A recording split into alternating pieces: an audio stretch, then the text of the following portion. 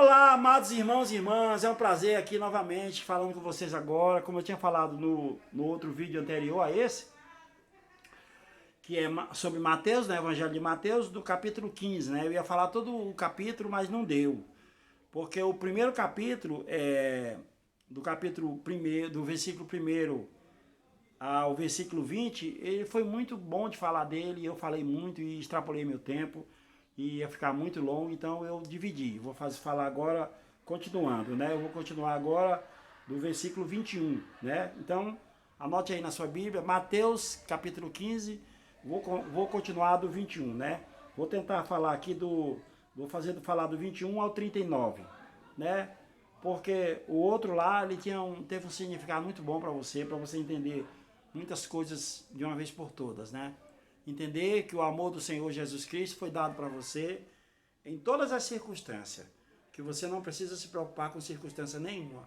Você estando nele, você nascendo nele, você é nova criatura, né?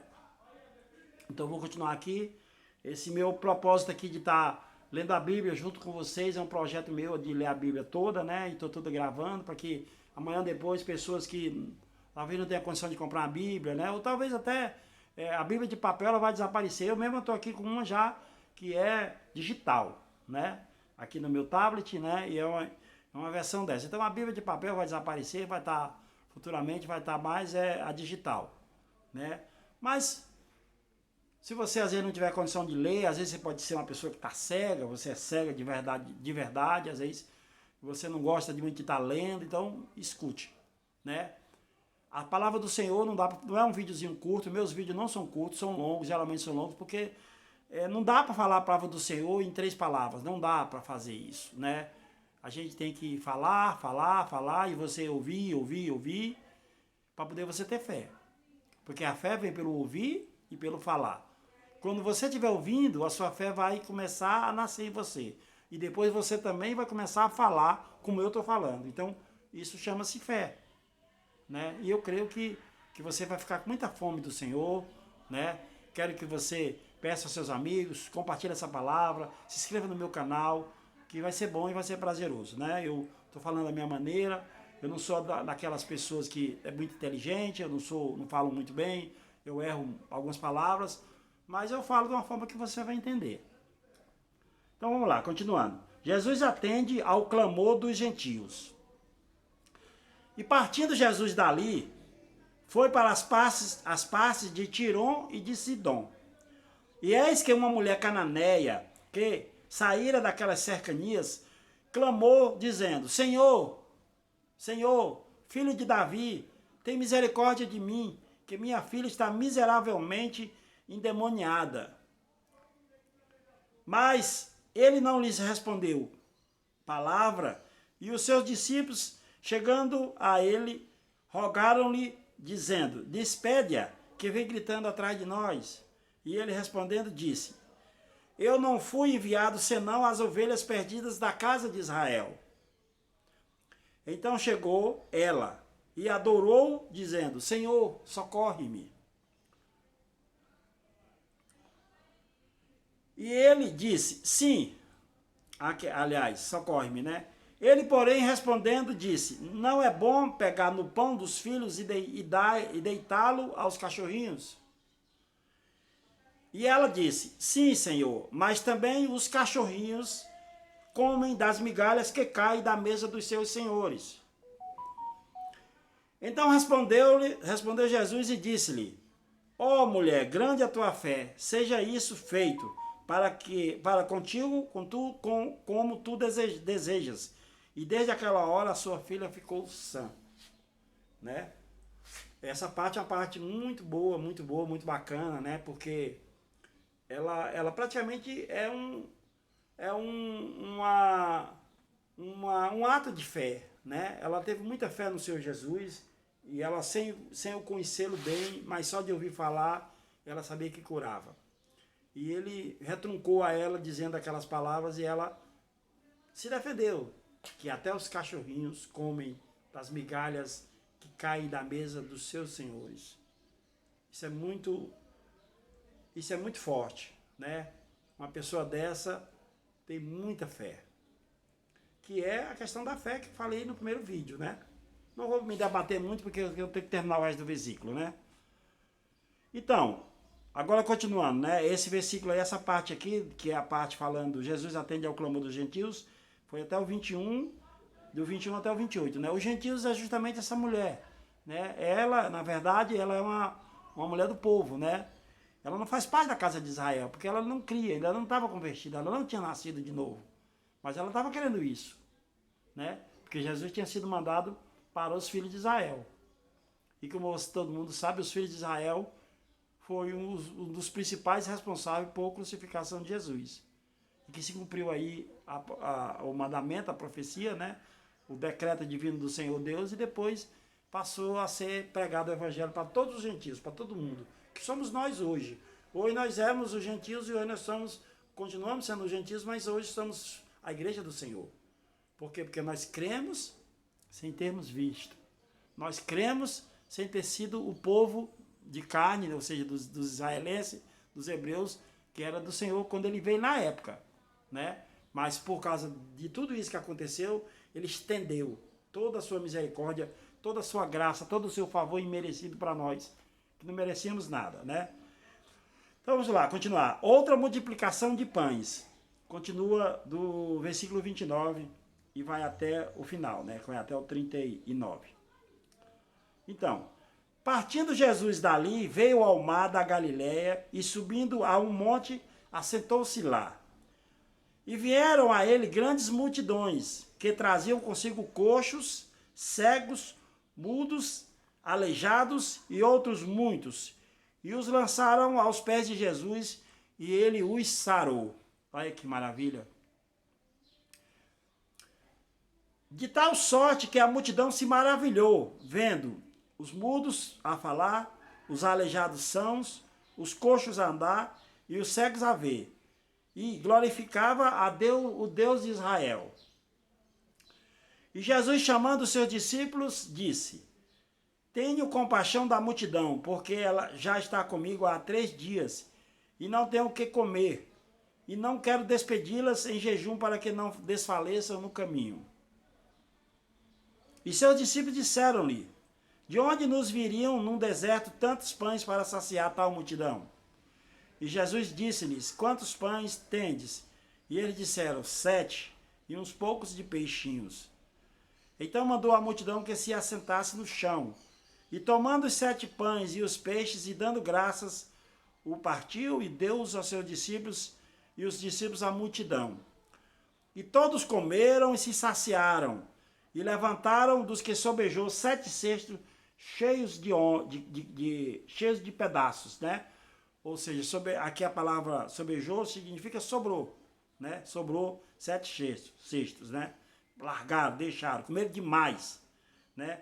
Ora, os que tinham comido eram 4.000 homens, além de mulheres e crianças. Eu creio que devia haver até umas 10.000 pessoas, porque era 4.000 homens, a Bíblia sempre fala mais dos homens, né? Aí depois completa com mulheres e crianças, né? Então devia ter umas 10.000 pessoas, pelo menos. E tendo despedido a multidão, entrou no barco e dirigiu-se ao território de Magadã.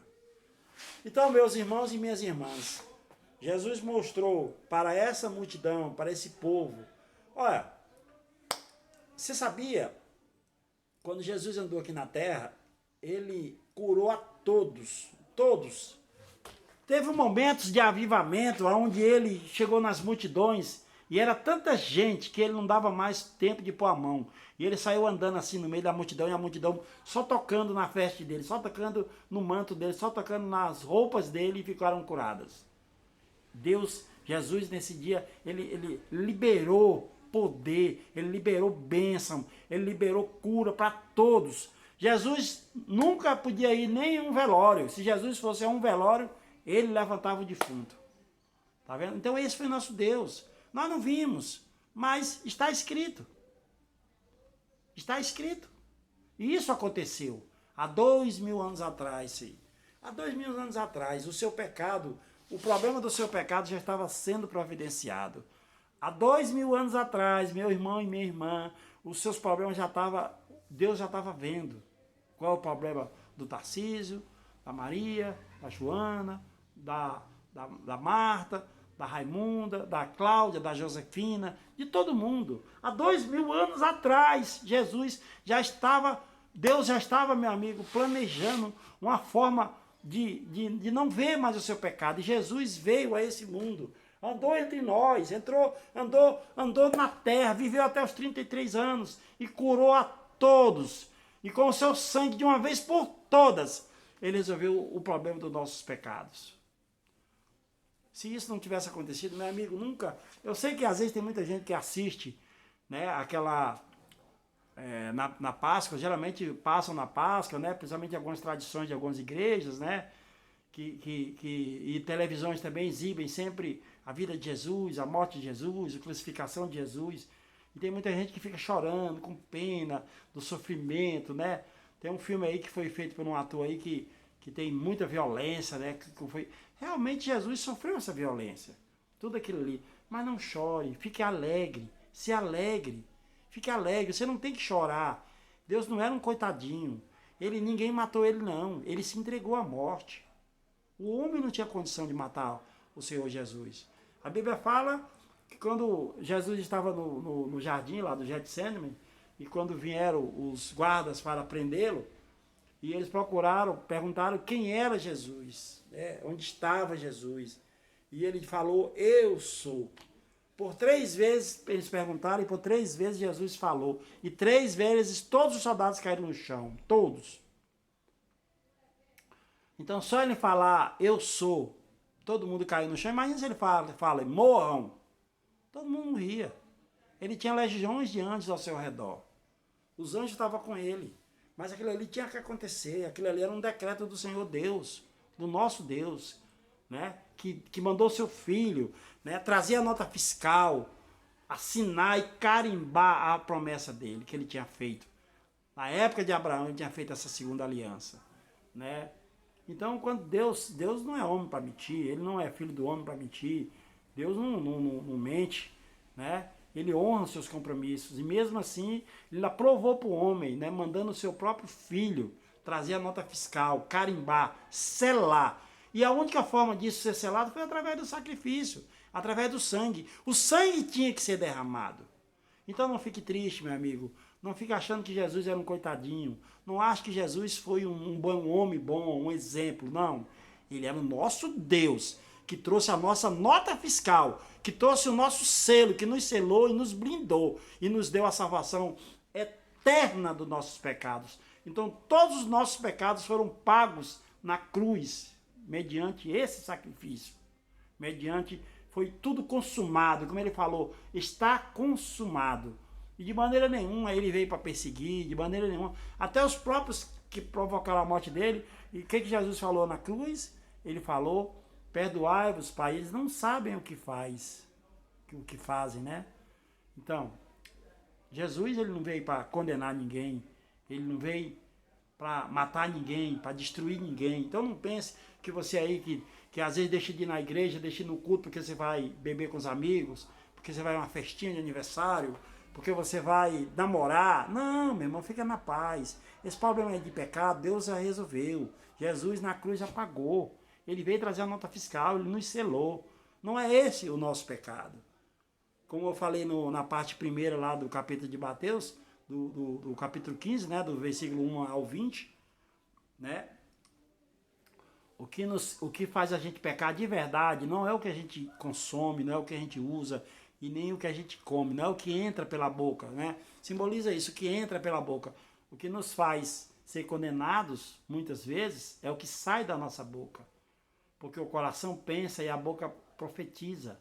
Então é essas coisas que você tem que parar de fazer, né? Nunca deseje mal às outras pessoas. Profetize sempre nas pessoas que você conhece, ou mesmo que não conheça, ou que sejam seus inimigos. Profetize coisas boas, porque vai voltar para você coisas boas, né?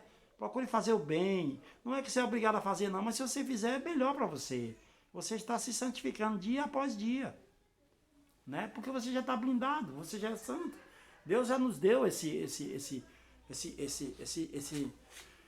essa possibilidade, né? Já nos deu esse anel, já nos deu esse selo. Então, meu irmão e minha irmã, o problema do pecado já foi resolvido na cruz. Nós não temos que se preocupar com os nossos pecados, porque que nós temos é que completar a obra do Senhor. Ele veio há 2000 anos atrás e ele viveu entre nós até os 33 anos. Agora é a nossa conta, é a nossa parte. Então nós temos que, de uma certa forma, levar a palavra do Senhor para outras pessoas. Nós temos que ministrar a palavra, porque isso não é obrigação e nem responsabilidade só do pastor ou do padre, é sua também.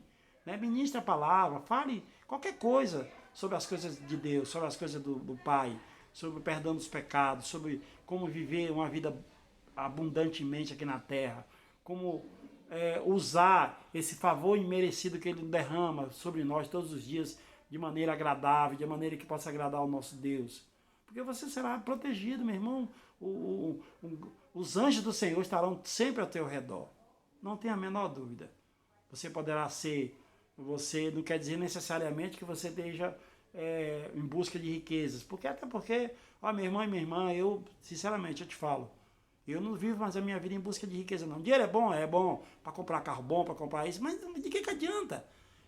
Você ir nos bons restaurantes, comprar carro bom, roupas boas e tudo mais, ter uma casa grande, cheia de quartos e tudo mais, se você não vai precisar dela. Ela vai ficar, quando você morrer, ela vai ficar, e você vai. Você vai precisar, sim, de ter uma casa dessa no céu, lá nas mansões celestiais. Aí essa você precisa. Essa eu quero. Então, meu amigo, compartilhe, comece compartilhando essa palavra, comece levando para outras pessoas, comece se inscrevendo no meu canal, ouvindo sempre essas palavras de fé que te edificam, que faz você ser rei, que faz você ser rico na presença do Senhor. Então essa é a nossa verdadeira riqueza. A gente, para viver uma nova vida, tem que nascer de novo, né? Como eu falei no primeiro. Então você tem que nascer de novo, mudar de entendimento, deixar as coisas velhas para trás e buscar agora as coisas novas no Senhor, que Ele é o nosso único caminho e nosso Salvador. Então, meu amigo, fica na paz, fica na graça do Senhor. Muito obrigado por terem me ouvido e que o Senhor esteja contigo, que a paz e a graça do Senhor esteja sempre com vocês, tá bom? Até uma outra vez. Obrigado, amigos, obrigado, irmãos.